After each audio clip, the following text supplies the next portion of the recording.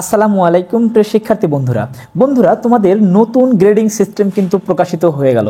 অর্থাৎ তোমরা যারা নতুন কারিকুলামে এবার বিভিন্ন ক্লাসে আসো, অর্থাৎ তোমরা যারা এবার বিশেষ করে নবম শ্রেণীতে আসো, তোমরা জানো যে তোমাদের 2026 সালে এসএসসি বা সমমান পরীক্ষা অনুষ্ঠিত হবে এবং সেই পরীক্ষাতে তোমরা ইতিমধ্যেই অনেক সম্পর্কে জেনে গেছো, তোমাদের পরীক্ষা সম্পর্কে যে কিভাবে তোমাদের পরীক্ষা হবে, তোমাদের পরীক্ষাতে লিখিত থাকবে, তারপর তোমাদের পরীক্ষাতে দলগত কাজ থাকবে, একাকী কাজ থাকবে, এইগুলো কাজ সংক্রান্ত তোমরা জেনেছো এবং তোমাদের গ্রেডিং পয়েন্ট সম্পর্কে তোমরা অনেকে আমাকে জানতে চেয়েছিলে, আমার কাছে মেসেজ করেছিলে।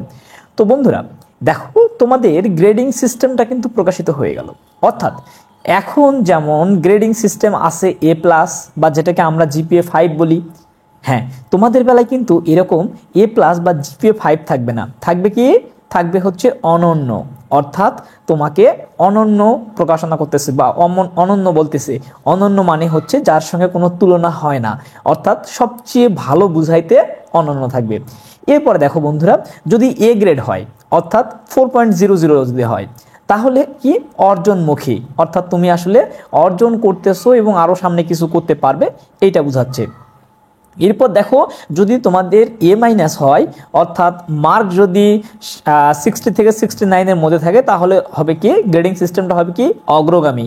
অর্থাৎ তোমাদের মূল মার্কশিটে কিন্তু এরকম GPA 5 বা 3.50 বা 3.00 এরকম থাকবে না, তোমাদের থাকবে কি এই যে অগ্রগামী।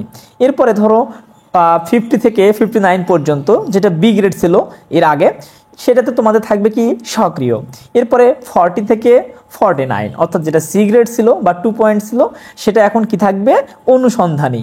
এরপরে দেখো বন্ধুরা, 33 থেকে 39 অর্থাৎ যেটা D গ্রেড ছিল সেটা এখন বর্তমানে কি থাকবে বিকাশমান। অর্থাৎ এটা আরও তোমাকে অনেক বেশি এগিয়ে যেতে হবে, এটা বুঝিয়ে দিচ্ছে। এরপর 0 থেকে 32 অর্থাৎ যেটা ফেল ছিল, এখন ফেলটাকে কি বলবে প্রারম্ভিক, অর্থাৎ তুমি একেবারে শুরুর পর্যায়ে আসো। এই জন্য বর্তমান কারিকুলামে কিন্তু আসলে ফেইল বলতে আলাদা কিছু রাখেনি, রাখা হয়েছে প্রারম্ভিক, অর্থাৎ তুমি একেবারে শুরুর পর্যায়ে আসো, তোমাকে অনেক ভালো করতে হবে, এই জন্যই বলা হচ্ছে। অর্থাৎ তোমাদের একটা বা দুইটা সাবজেক্টে যদি কেউ ফেল করেও থাকো এসএসসি পরীক্ষাতে, মানে যারা 2026 সালে পরীক্ষা দিবে, তারপরও কিন্তু তোমাদেরকে কলেজে উঠিয়ে দিবে।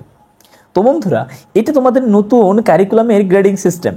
তো তোমাদের আসলে এই গ্রেডিং সিস্টেমটি কেমন লাগলো বা পছন্দ হয়েছে কিনা, বা এটা নিয়ে আসলে তোমাদের কোনো প্রশ্ন আছে কিনা, অবশ্যই তোমরা আমাকে নিঃসন্দেহে প্রশ্ন করতে পারো। তো বন্ধুরা, ভিডিওটি তোমাদের কাছে কেমন লাগলো? যদি তোমাদের কাছে ইনফরমেটিভ মনে হয় তাহলে বন্ধুদের মাঝে বেশি বেশি শেয়ার করে দেওয়ার অনুরোধ রইল। ধন্যবাদ।